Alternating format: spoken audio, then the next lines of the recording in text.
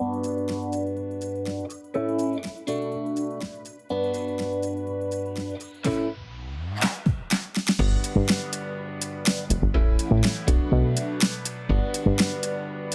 and welcome to the Marathon Medic podcast. I'm your host, Amy Bolsh, a doctor and running coach with an interest in sports and exercise medicine. These podcast episodes are all about physical activity, exercise and health, and today I'm delighted to be joined by Jono Sumner from LifeJacket Skin Protection. LifeJacket produce high-performance skin protection for men, and the company is on a mission to stop the increase in male skin cancers and inspire men to take better care of their skin every day. Jono is here to chat with me about why their mission is so important and how skin protection can be optimised for everybody, but in particular, men who want to take life outside. Hi, Jono. Thanks so much for joining me on this very hot morning to discuss, I guess it's a good time to discuss looking after our skin in the sunny weather. Yeah, absolutely. Well, thanks for having me, Amy. It's fantastic. But as you said, yeah, it's we certainly see a bit more interest in us and what we do when the sun's out and shining as it is now. So you're right. It's good timing. And just for the benefit of our listeners, would you mind just explaining a little bit about who you are and just introducing LifeJacket as well? Yeah, of course. So my name's Jono. I'm one of the three co-founders of LifeJacket, which is a skin protection brand that's been running for nearly a couple of years now in terms of trying to sell stuff, but many years before that in setup. We have, and obviously I can give a bit more of the backstory in due course, but we have a very simple mission, which is to try and halt male skin cancer. Men are nearly twice as likely as women to die from skin cancer. And there's no real biological reason for this difference. It's purely due to habit, behavior, and attitude. So a big part of what we do, as well as the products that we offer, which have all been engineered for men, is raise awareness. We work with Melanoma UK, the UK's leading charity focused on melanoma. So raising awareness and also education. A lot of what we do is trying to get the information out there so that really people can understand the facts and make their own informed opinions about how best to protect themselves and when. Perfect. And that's definitely a mission that I support. I think all through medical school, I was absolutely determined that I'd be a dermatologist. And I've since changed my course a little bit, but it's definitely something that's stuck with me, that I have a bigger interest in skin protection. So a big fan of the brand. And thank you so much for taking your time out to chat with me. They're a rare breed. There aren't that many dermatologists. I think there are only about 650 in the UK. It's not a very, you don't get millions and millions of dermatologists. It's quite a small field. Yeah, it's quite competitive as well. Right.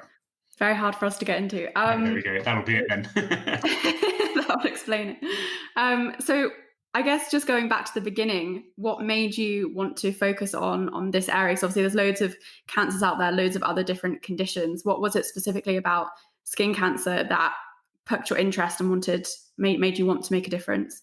Yeah, so again, a bit of the backstory to put it into context was, myself. So the three of us as co-founders is myself, there's my best mate Billy. We've been best friends from school, and my brother as well. So all of us sort of very much grew up together in good pals. And I think, especially like a lot of guys, you go up in your 20s and your early 30s, you think you're invincible. You don't worry about tomorrow. You'll deal with that later. So all those very typical traits that are very, very common. And in our early 30s, 4 of our close friends were diagnosed with varying forms of cancer. And these were fit, healthy guys. They were sort of out of the blue. We all know, unfortunately, cancer can be quite indiscriminate in many ways. And it was slightly that wake up call and alarm bell for it and taking our health. I didn't see more seriously. We weren't negligent, but that slight element of investing in yourself and taking care so that you're in good fitness and health in years to come. And personally as well, I guess a slight overlap is I was diagnosed with colon cancer or bowel cancer back in I think when I was 34, so a few years ago. and so that was the start point. So the genesis or the beginning of it was actually that Billy, who again is my best mate, and he was sort of, it sounds a bit cliche, but it's true. He was sat with me during, as I was recovering from surgery and during the chemo sessions and all this, that, and the other.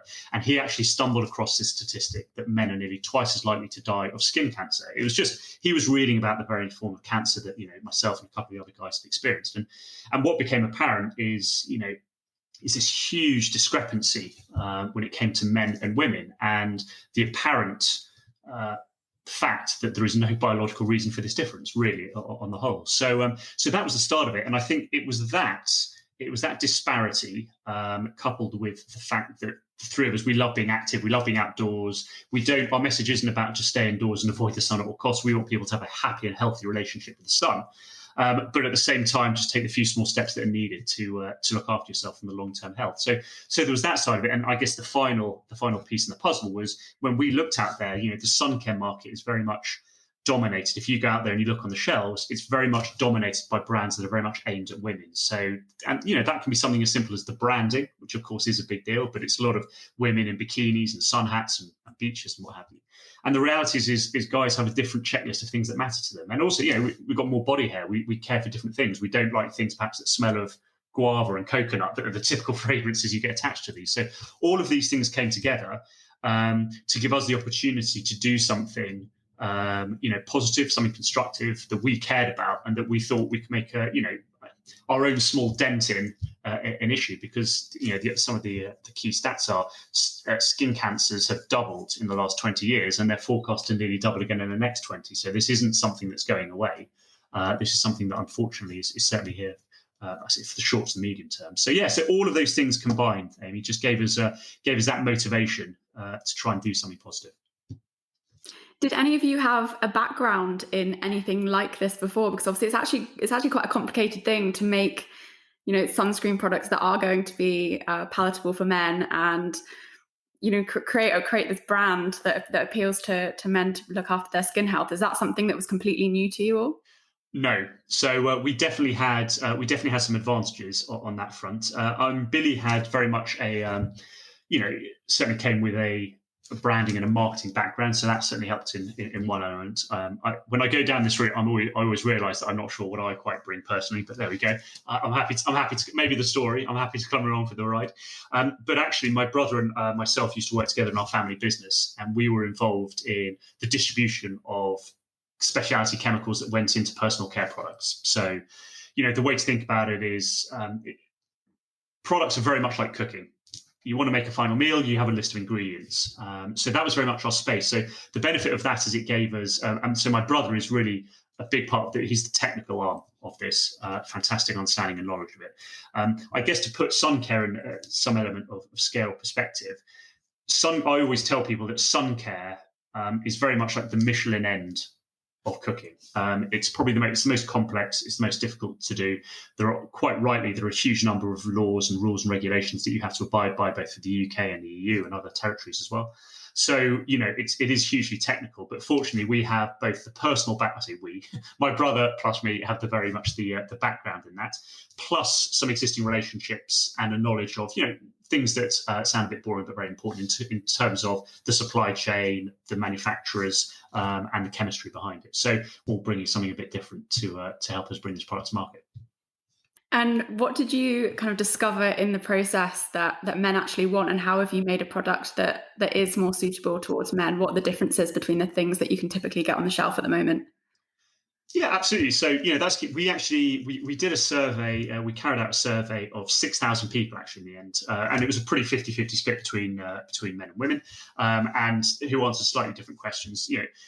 What that survey did is it confirmed a lot of suspicions we probably all had, or expectations, in so much as it tends to be women that buy the sun protection on behalf of, be it, their dad, their brother, their partner, husband, whatever you want to call it. So a lot of the time that is the case. So, whilst we're very much aimed at men, this sounds daft, but, women are very much involved in our mission, because a huge amount of the time it is the women leading this charge. And the other thing to just bear in mind is one of the reasons men are more susceptible to skin cancer is women are a lot better at not only applying products and potions and lotions and creams and gels, they're also infinitely better at taking the right steps and seeking medical inputs and help when they notice something different. Men are absolutely shocking at that. We sort of put it off, hope it will go away. So all of that sort of stuff combines there. But what came back to us on the back of that survey was, there's one element of which is the branding side. So guys, like our products are branded for men, so those colours kind of appeal to them, which is one side. But nothing we do is ever to the detriment. That our absolute priority is products that perform and deliver absolutely leading performance, and we just don't want to deviate from that at all. So the reality we found is 74% of men would sooner not use sun protection at all than use a product that is either greasy or fragranced. And that's massive. They would sooner not use anything at all. And so that was obviously a big start point for us. And the other reality of it is a big concern of guys is just that is we have body hair, we have hair on our arms and our legs, on our chest, on our backs, wherever you want to call it. And so that and that ties into the greasiness a bit. So what was important for us was to make a product that overcame these barriers and obstacles and hurdles. There is no good reason, I'll absolutely go on record saying, so there's no good reason not to wear sun protection, even if you don't like the smell of it, or even if you don't, whatever it is. But the reality is that's what puts guys off. So it's no point us saying, well, that's wrong. We've got to address that issue. So it's those typical things. It is fragrance. It is greasiness. Men have a lower tolerance for products that they can feel on their skin typically than women. Whiteness as well in terms of products that leave a residue. But at the same time, some guys don't care about the visual and the aesthetic. They just want something that's maximum protection. So there's certainly a split there. So those were all the things. It's very much kind of what you'd expect. But the survey that we had gave us, I guess, numbers that were even beyond what we anticipated in terms of men's objectives and preferences. I think that surprised me the most about the fragrance stat, because I guess as a female, I just never even think about what something smells like. So for 74% of men to care that something is fragrance really surprises me. Yeah, just to be clear on that stat, it's a mixture of those things. It's not 74% in isolation. I don't want to misrepresent it, but yeah, fragrance is a big thing, and I guess flipping it the other way around, I imagine women would be less inclined to use a product that had a more typically masculine fragrance to it. Yeah, because that's not what you'd be looking for in a product. So it's just all of these things. You look at the market and you understand. You think, well, actually, men are personally not that well catered for. In terms of all the things that people look for in a product. Absolutely. And you kind of touched on a few of the stats already, but what have been the most surprising things along this journey that you've learned? And I guess some of the reasons behind them, because you said that it was about to double, or was predicted to double in terms of skin cancer incidence. What are the reasons behind that, and what have you kind of found out through all your research? Yeah, I mean, I can't misrepresent myself as knowing fully all the reasons behind the trend that we've seen. Certainly, you would imagine that the increased ability to travel. I appreciate that sounds daft in light of the last year and a half, but the increased ability to be out there, to be on a holiday, to be in warmer climates, a greater proportion of the year is certainly a part of it. I think from a male perspective, it's very much a fashion thing as well. You notice, and this is very much a cultural thing. We realize a massive hurdle that we have to overcome, is this perception that a tan is a good thing. So, one of the things that we can't shout loud enough is that there is absolutely no such thing as a healthy tan. Full stop. There's no ambiguity about it. Fake tan, fine, knock yourselves out. That's absolutely not a problem. But there's absolutely no such thing as a natural or a healthy tan caused by the sun. It's just no way. Your body tans by virtue of its way of telling you, it's its alarm signal to let you know that it's under threat and being damaged. But then you realize, and we've all been guilty of it in the past, you look around, you think, if someone goes away on holiday and they come back with a tan, say, oh, you look well, you look healthy.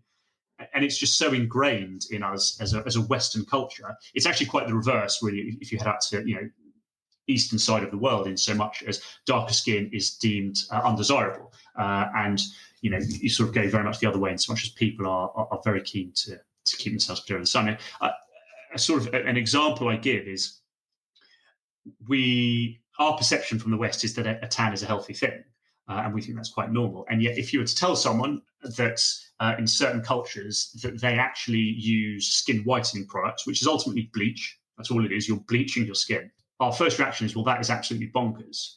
And my challenge then would be, well, why is that any more bonkers than tanning?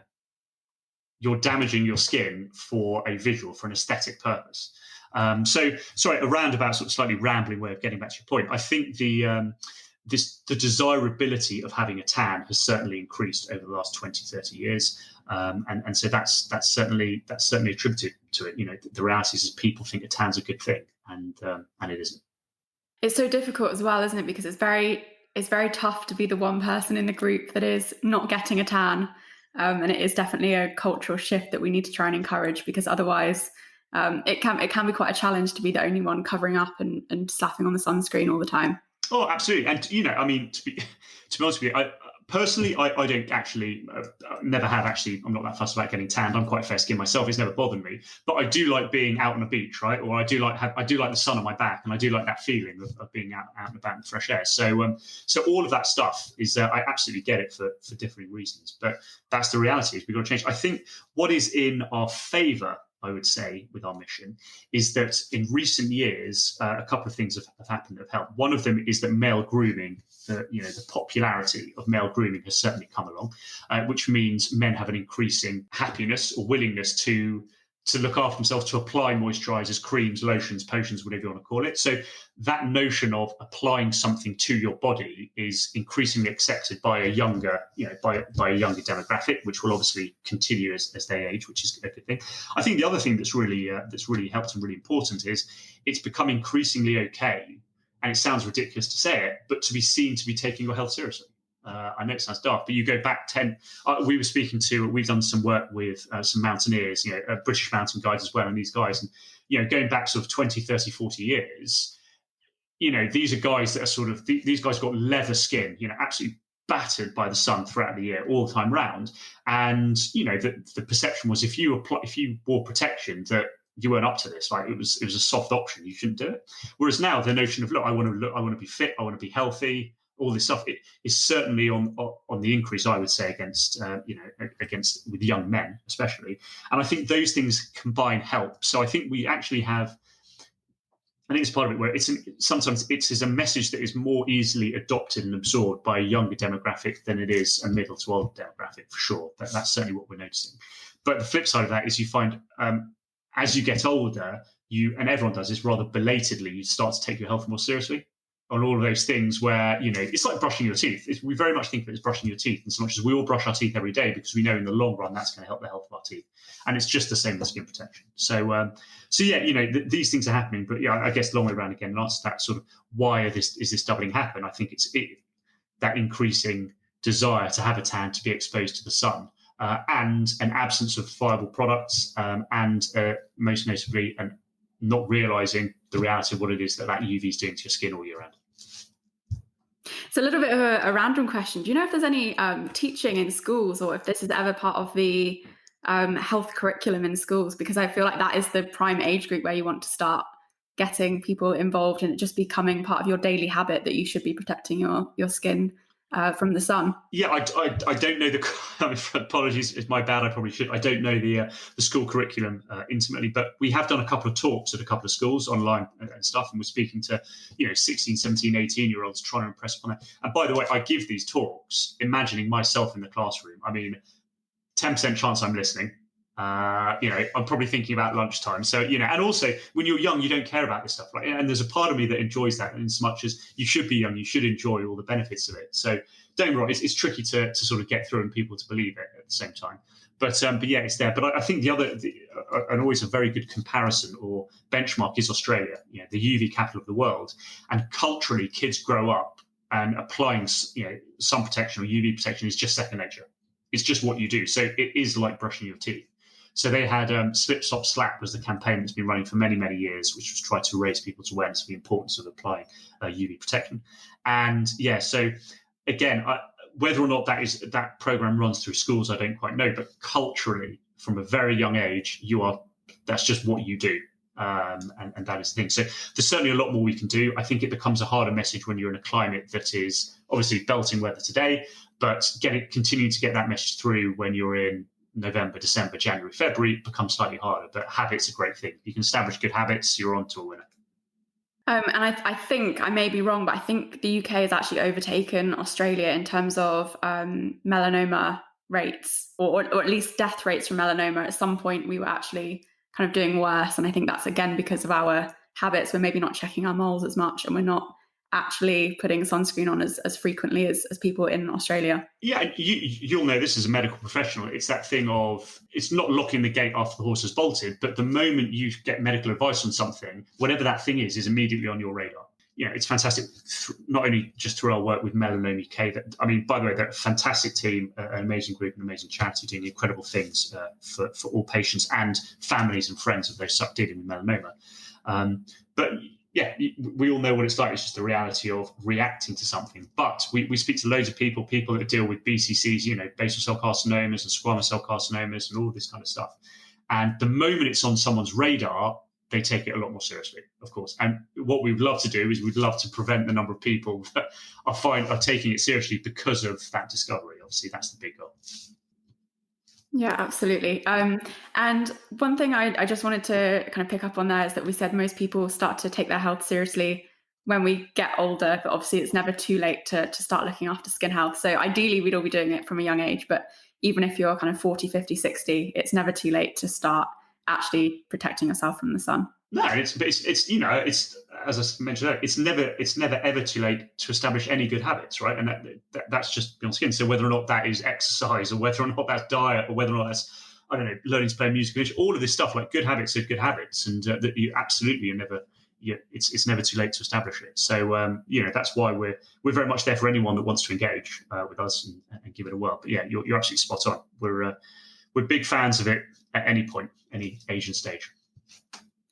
One thing I did want to talk about is UPF clothing. So not only do you make sunscreens, you also have some UPF clothing. So I recently got my boyfriend the UPF rash vest and hat that you have, because we're in very sunny Cornwall this week, fortunately. And as a result of that purchase, I've been asked a lot of questions about UPF clothing, and I thought maybe you'd be the best person to answer. So would you mind explaining the benefits of wearing UPF clothing and what UPF stands for and means? Absolutely. So UPF stands for ultraviolet protection factor, and that deals with both UVA and UVB. I've got to be careful here not to go into my sort of presentation mode of this stuff, but very, very quickly, synopsis, it's UV rays, ultraviolet rays that we care about, and they are made of two types. One of them is UVA and one of them is UVB. UVB is what causes our skin to burn. So that's the clue, B for burn. Think of it that way around. And this UVB rays are most prevalent when the sun's at its highest. So that's during summer and during the middle of the day. UVB rays only actually account for 5% of all UV rays that reach us. It's actually quite a small percentage, but they are slightly more energetic and powerful. UVA rays are slightly different. They do not cause, exposure to UVA rays do not cause any immediate visible issues. So our body's usually very good at telling us when it's under attack, whether or not that's a sunburn, or that's what bleeding is. It's our body's way of drawing attention to the fact that there's damage there.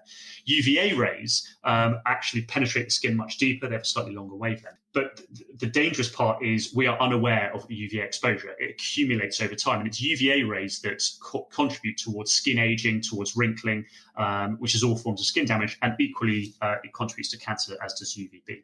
So UPF is a combination of those two, and it's whereas on a sun protection product, you'll have both an SPF value, which is sun protection factor, and then you'll separately have a UVA rating. UPF combines those two elements, so it gives you an overall impression. So what it is, and again, apologies, this is a slightly roundabout way of answering the question.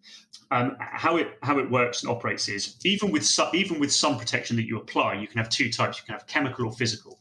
Chemical works by when you apply it to your skin, the UV filters within that product just sit just below the top layer of the skin, and as UV ray approaches it and it hits the skin, it absorbs these UV rays and converts it into harmless heat energy, which it then dissipates.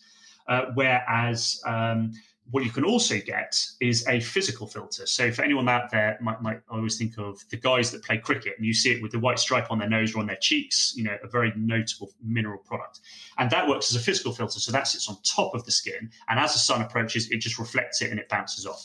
So UPF is the clothing equivalent of SPF and UVA combined, and it is a physical form of protection. So you imagine it just like a suit of arms. It sits on the top layer of your skin, and it doesn't let UV rays through. Now, the important thing, it's all very understandable and very relatable, is think of it very much like a sieve. Okay, so the closer the weave of a sieve, we've all got sieves at home in our kitchen drawer somewhere. The closer the weave, the more that is prevented from passing through. So you can imagine that. Whereas if you have a very loose weave, of course, more and more is going to get through.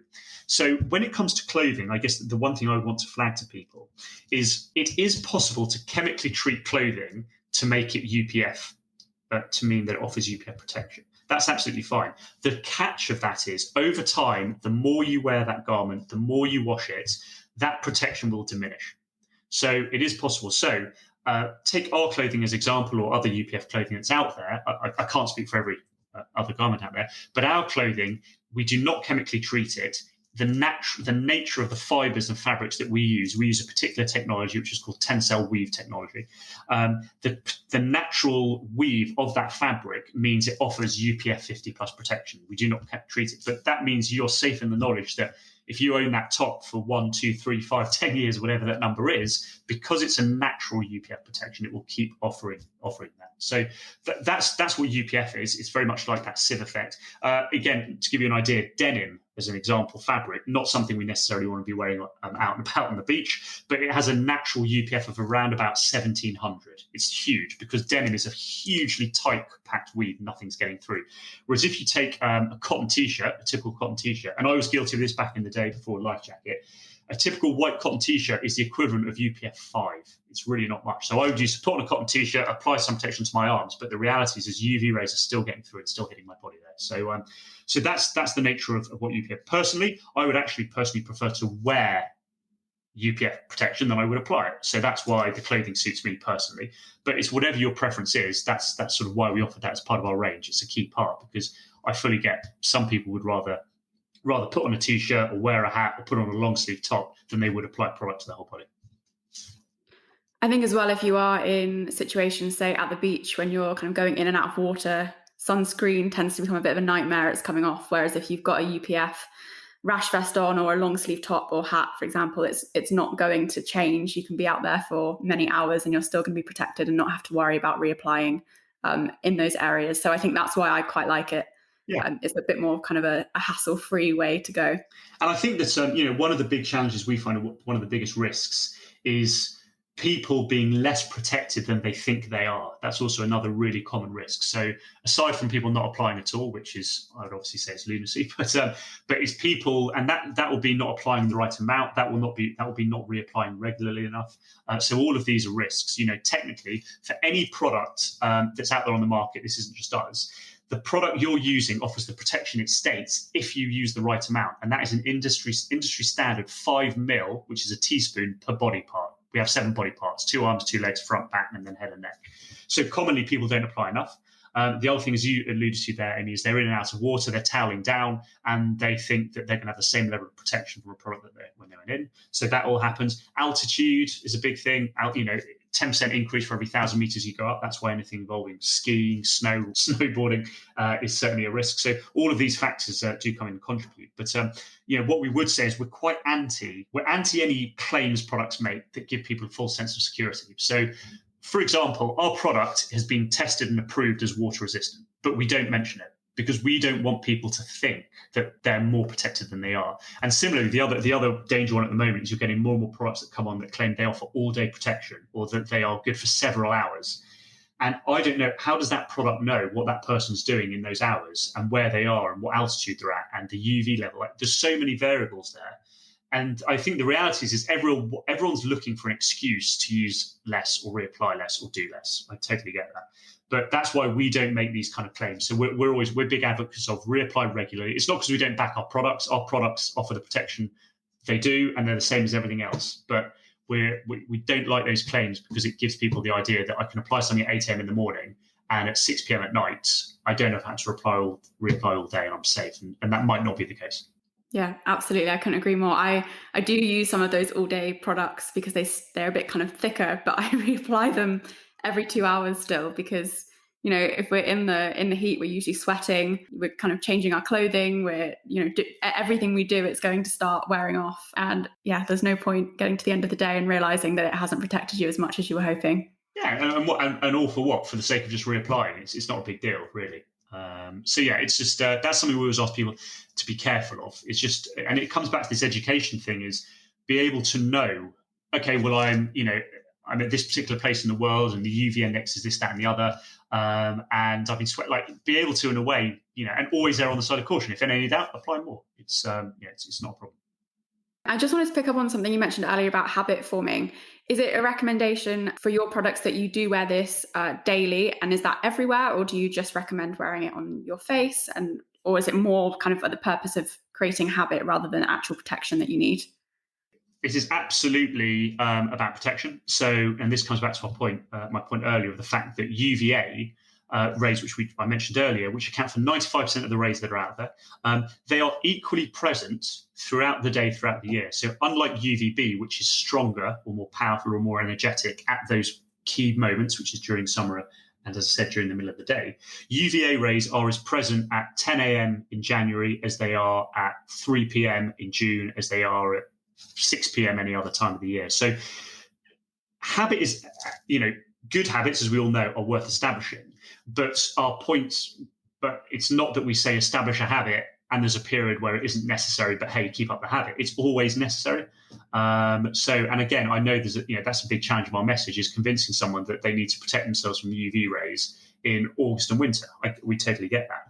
But that's why we brought it there. That's why one of the products we have, which is our daily protection moisturizer, which we refer to as our hero product. That is one that we try to combine something that more and more guys are doing every day, which is moisturizing, and just say, well, look, if you're going to moisturize, why not moisturize plus have this added benefit of UV protection? And that's the other thing, again, is it stops aging. Like, a lot of people want to stop aging and stop wrinkles. Well, this is a big part of it, is that 85% of aging is caused by the sun.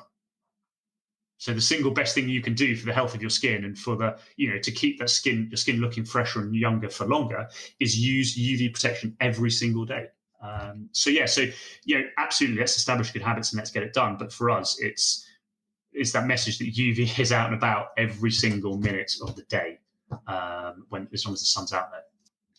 I think a lot of people don't quite realise that, so I think that's a useful message to drive home. On your website and kind of your social media, you have a lot of ambassadors that are athletes, and you use the hashtag Take Life Outside as well. So I was just wondering why it's important for you to focus on that group specifically. I know you mentioned earlier you don't want to get people to shy away from the sun. You want to encourage people to use the outdoors safely. So I was just wondering if you could just tell me a little bit about that Take Life Outside hashtag. Yeah, absolutely. So it's it's one of these things whereby we spend quite a bit of time trying to come up with a short, sharp, succinct message. Everyone knows Nike says just do it. I don't want to say we've done better than them, but I do feel we're onto a winner with it. Maybe a bit of a stretch. But no, I think that was the thing. Our point of Take Life Outside was we recognise our ambassadors and the guys that we speak to. There are athletes in there, but there are sort of weekend warriors. There are people that just like being out. They like jumping on the bike. They like going for their trail runs. They like just the out and about. So we've sort of got a bit of a mix there. But part of it was to echo what we enjoy ourselves and what we enjoy, which is we love being outside. And we don't want the message to be one of, well, the best thing you can do is stay inside in a cold, dark room all day. So that was a big part of it. And it is about encouraging that healthy relationship with it. We love being active. I think, it's increasingly, we hear a lot, and we don't want to preach, but you hear a lot of, the benefits, of course, of exercise, of being outdoors and being active. But that can take many forms. That doesn't have to be extreme exercise. That can just be going for a stroll. That can be taking the dog for the walk. That can be a whole range of things. So the point of Take Life Outside was that we know how much people enjoy being outside, and look after yourself while you're doing it. So keep doing what you're doing, but just give your skin a bit of a fighting chance there. The other reason for the ambassadors was shameless from me, in so much as I wanted an excuse to speak to guys that are professional athletes. That was definitely a big driver of it, because it gets me going. Yeah, but I think it's such a good area to target, because these are the people that are outside day in, day out. And often it's the same body parts that are exposed. So I always think with cyclists, like their forearms. The big one, a buddy of mine who got skin cancer, the back of the neck, he was... and he's a classic example, unfortunately, of this. But he was a guy that he cycled to and from work every single day, and you can imagine the position you assume you're cycling, and noticed a sort of a spot or a scab on the back of his neck, and unfortunately, too many guys just ignored it, hoped it would go away, hope it would sort of heal itself and do its thing, and it didn't. But that you can imagine that repetitive position of something, particular areas are exposed to it. This is a bit of a random jump in, but one of the big reasons, one of the big contributors to this disparity in men and women when it unfortunately comes to skin cancer mortality is the time men leave it from noticing something to getting medical advice in. And if I take my friend as an example, he feels ridiculous about it now, but I think he had it for 13 months. And what you typically find is, with men, the time between it, some form of skin abnormality being visible. So whether or not that is, you've got the ABCD of moles change, if asymmetry, border, color, diameter, if any of that stuff changes. But I think on average, from that moment of something being visible to it being treated, I think the average for men is something in the UK, something like 16 months. But 13 months of that is the time it takes the guy to take the next step and go and see his GP or go and see a dermatologist. So that's a huge part. And any cancer, the sooner you can get it looked at and seen to and dealt with, the better. The longer you leave it, the worse it's going to get. So yeah, that's the thing. But yeah, cyclists, as you said, it's certain key positions, but it's anyone that just likes being outdoors and active in any form. And those are the guys that tend to be anyone that's outdoors and active tends to be more at risk by definition, because they tend to put themselves outside more often. I think just going back to that, not bringing it to medical attention sooner, it doesn't necessarily cause you any problems. I think that's one of the risks with skin cancer. It's not causing you pain necessarily. It's not a huge disturbance. It's so easy to dismiss. But actually, the sooner you can get that checked, the sooner you can be either reassured yourself or get it sorted and treated. As you well know, Amy, that's the medical reality of it. Yeah. And finally, just to end, what would your kind of top bits of advice or tips for optimizing skin protection be for those people that enjoy being outdoors a lot? Yeah, well, before you said being outdoors a lot, my top tip would be use UV protection every single day without a shadow of doubt. That's absolutely the thing. And I think for people that like being outdoors every day, and again, it's for anyone really, the key thing is find a product that you like. You're far more likely to use a product if you like it, as opposed to if you don't or you find it a chore. So whatever form that takes, and we all have different preferences, and some of us don't mind products that are, I say greasier or oilier. Some of us don't mind that. Some of us hate it. So the key thing is find a product that you like, because in doing so, you are far more likely to use it again and again and again. And the other key thing would be don't underestimate the importance. Don't underestimate how protected you need to be, especially if you're active. Because if you're sweating, I keep saying, if you're at altitude, depending on where you are in the world, all of these things have an impact. And if be stocked up and be ready to, if any doubt, be ready to reapply regularly. Yeah, there's a saying that I see sometimes that goes around, I think, on social media, that the best sunscreen you can buy is one that you'll wear. And I think that's very true. No, and genuinely, we find with us in so much as we've got our range of products that we do, and sometimes someone come back and say this product isn't quite for me, which we totally get. Like everyone's going to have their own preferences, but the thing we always stress is, well, if it isn't ours, just make sure it's someone's, whatever form that takes. Just make sure you're getting something on your skin. Yeah, absolutely. Well, thank you so much for your time and for sharing all of that really useful information. Hopefully that changes somebody's skin habits who's listening. Is there any final comments you wanted to add? No. Well, thank you very much for having me. As always, it sounds a bit cliched, but if this encourages a couple of people just to take that next step and take it a bit more seriously, that's fantastic. What I would say, as a small plug, but is we put loads of journals and blogs on our websites because science and fact underpin everything we do. We no interest in marketing spiel or bullshit, for want of a better phrase.